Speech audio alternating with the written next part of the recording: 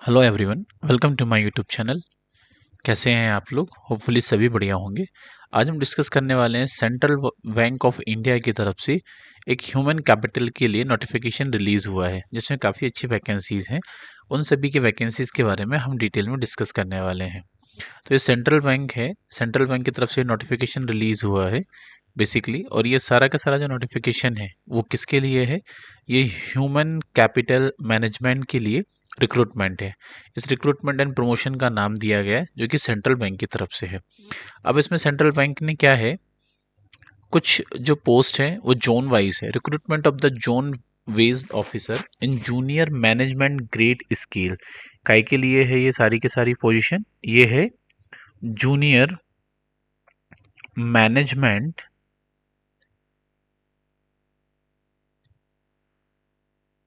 Grade scale in main stream on regular basis पे।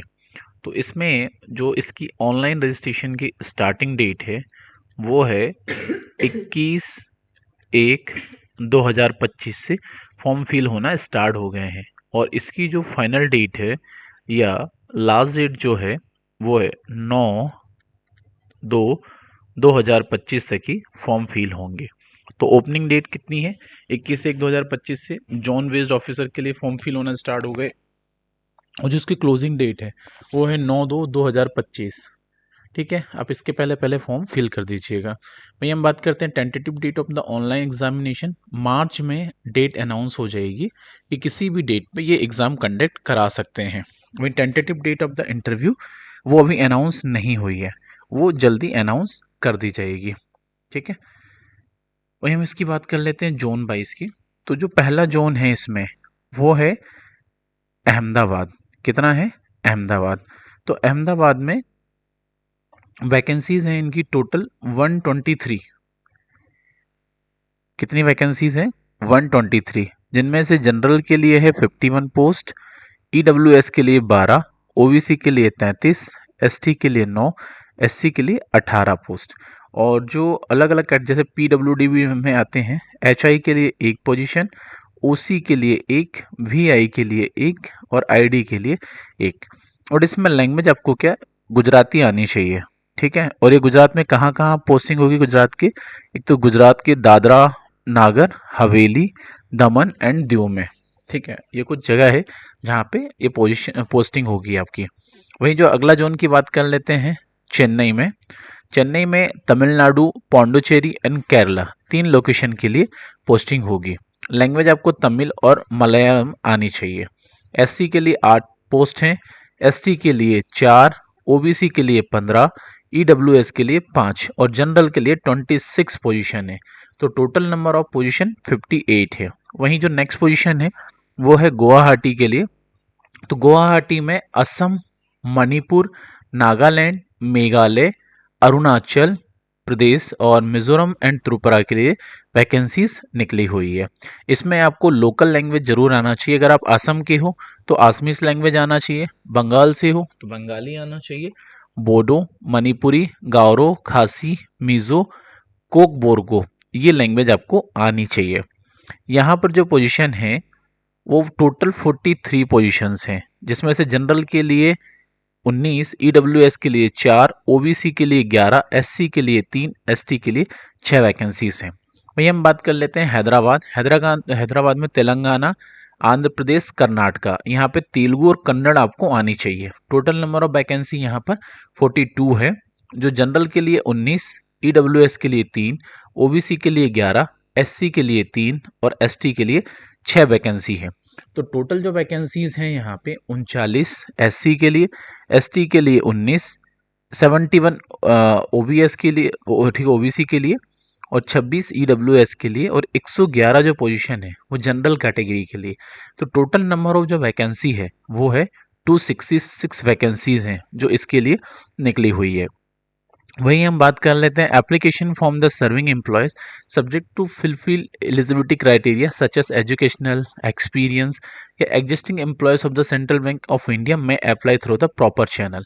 तो इसको क्या कर सकते हैं, जब आप अप्लाई करो तो आपके पास एजुकेशनल क्वालिफिकेशंस प्रॉपर होना चाहिए, एक्सपीरियंस एज पर पोस्ट के अकॉर्डिंग होना चाहिए, और अगर आप सेंट्रल बैंक के एम्प्लॉय हैं पहले से और आप अप्लाई करना चाहते हैं तो आप अप्लाई कर सकते हैं प्रॉपर चैनल के थ्रू।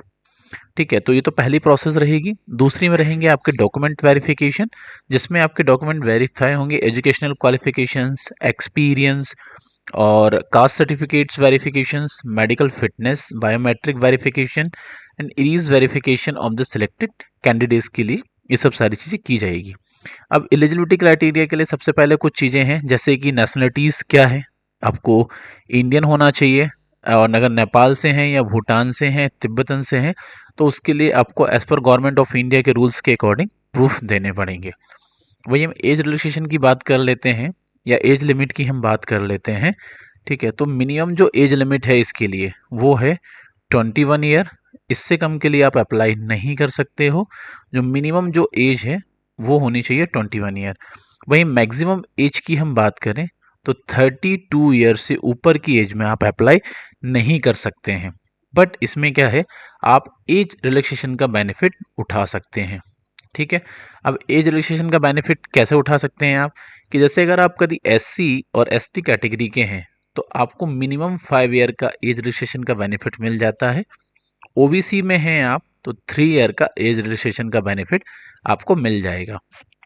और अगर आपको डिसेबिलिटी पर्सनस हैं, या the right to person with disability act 2016 के अंदर अगर क्लेम करते हैं तो 10 ईयर का एज रिलैक्सेशन का बेनिफिट मिल जाएगा आपको। और वहीं अगर आपके चिल्ड्रन या family member of those who died in 1984 रियोट्स, तो वहाँ पे 5 साल का आपको एज रिलैक्सेशन का बेनिफिट मिल जाएगा। तो ये एज रिलैक्सेशन का बेनिफिट आप क्या इस तरीके से उठा सकते हैं। वहीं details of educational qualification and experience की हम बात कर लेते हैं। तो एजुकेशन में जो क्वालिफिकेशंस हैं वो मैंडेटरीज हैं, जैसे कि आपके पास डिग्री तो होना ही चाहिए या डिप्लोमा होना चाहिए। ठीक है, वहीं अगर कभी आपने कहीं अगर जॉब किए हुए हैं तो उसके लिए आपको एक्सपीरियंस होना चाहिए, जैसे कि इन ऑफिसर सुपरवाइजर कैडर के लिए आपको 1 ईयर का एक्सपीरियंस होना चाहिए।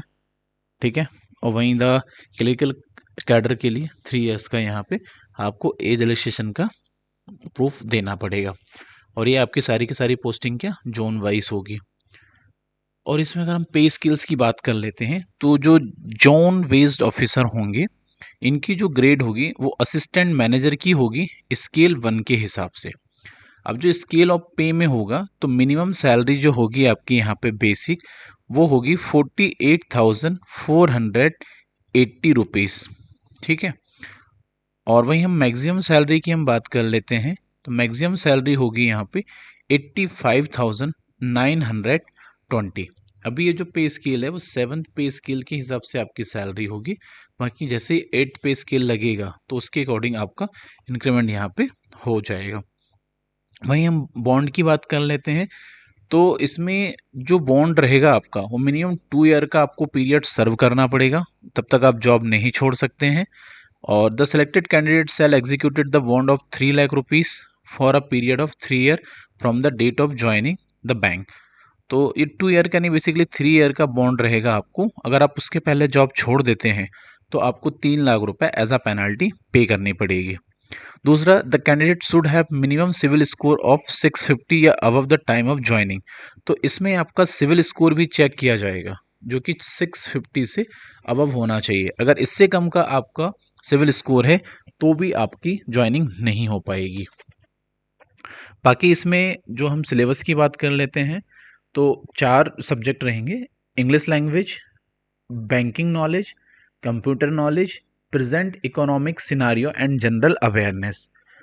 नंबर ऑफ क्वेश्चंस की बात कर लेते हैं तो इंग्लिश लैंग्वेज के लिए 20 क्वेश्चंस रहेंगे, 20 मार्क्स के, 15 मिनट का ड्यूरेशन रहेगा। बैंकिंग नॉलेज के लिए 60 क्वेश्चन रहेंगे, 60 मार्क्स के, 35 मिनट्स का टाइम ड्यूरेशन रहेगा। कंप्यूटर नॉलेज के लिए 20 questions, 20 marks, time duration 15 minutes. Present economic scenario के लिए 20 क्वेश्चंस, 20 मार्क्स, 15 मिनट्स।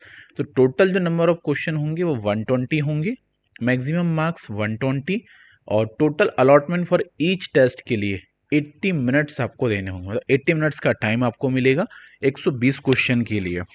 ठीक है, वही क्वालिफिकेशन मार्क्स की हम बात कर लेते हैं तो क्वालिफाइंग इन रिटन टेस्ट तो 70-30 रेशो में एप्लीकेबल रहेगा ड्यूरिंग द इंटरव्यू। मतलब 75 70 मार्क्स आपको CVT में लेके आने पड़ेंगे और जो 30% मार्क्स होंगे वो आपको इंटरव्यू से मिलेंगे।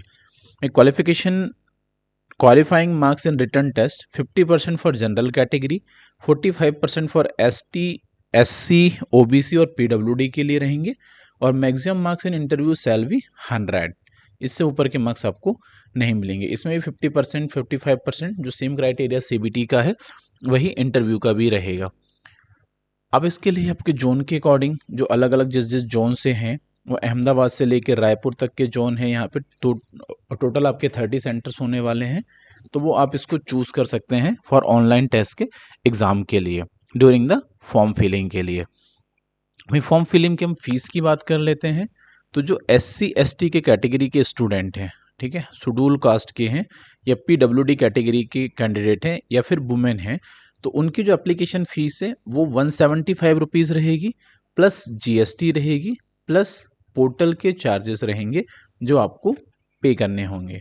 वहीं जो अनरिजर्व कैटेगरी के कैंडिडेट हैं या OBC के कैंडिडेट हैं, उनके लिए एप्लीकेशन फ़ीस है 850 rupees plus GST plus portal के चार्जेस, ये एप्लीकेबल रहेंगे। आप इसको ऑनलाइन मीडियम से किसी भी तरीके से पे कर सकते हैं, वाया आप डेबिट कार्ड, क्रेडिट कार्ड या फिर UPI या फिर नेट बैंकिंग के थ्रू आप इसको पे कर सकते हैं, ठीक है। वहीं इसमें ये कुछ इन्फॉर्मेशंस हैं, बाकी सिलेबस हैं, सिलेबस भी हम डिस्कस कर चुके हैं इसमें। तो अलग अलग कैटेगरी के क्राइटेरिया है। अब रही बात अप्लाई करने की, हम बात कर लेते हैं। तो आपको अप्लाई कैसे करना है, तो आपको बेसिकली सेंट्रल गवर्नमेंट की जो सेंट्रल बैंक ऑफ इंडिया है उनकी जो वेबसाइट है उस पर विजिट कर लेना है। वहाँ से आप जैसे ही इस पोर्टल पे आएंगे तो इस तरीके से इसका फ्रंट पेज दिखेगा। आप यहाँ से click here for the new registration पे आप क्लिक करेंगे। यहाँ से आप अपनी डिटेल फिल कर लेंगे, फिल करके सबमिट कर लेंगे। सबमिट करने के बाद में फिर आपको वापस क्या है कि लॉगिन करना पड़ेगा पोर्टल में, और जैसे ही आपका लॉगिन हो जाएगा देन फिर आप क्या कर सकते हैं, वहाँ से फॉर्म सबमिट कर सकते हैं और पेमेंट ऑनलाइन मोड से कर सकते हैं। अगर आपको फॉर्म फिल करने में या किसी भी तरीके की कोई प्रॉब्लम आ रही है तो आप हमें कमेंट सेक्शन में बता सकते हैं, ठीक है। और आप हमें अपने फीडबैक ज़रूर शेयर करिए, सो दैट क्या है हम आपके लिए और भी इंफॉर्मेटिव वीडियो लेके आते रहें। और इसी तरीके की अपडेट्स के लिए आप चैनल को सब्सक्राइब कर लीजिए, सो दैट आपसे कोई भी नोटिफिकेशन मिस ना हो। Signing off this session. Thank you so much.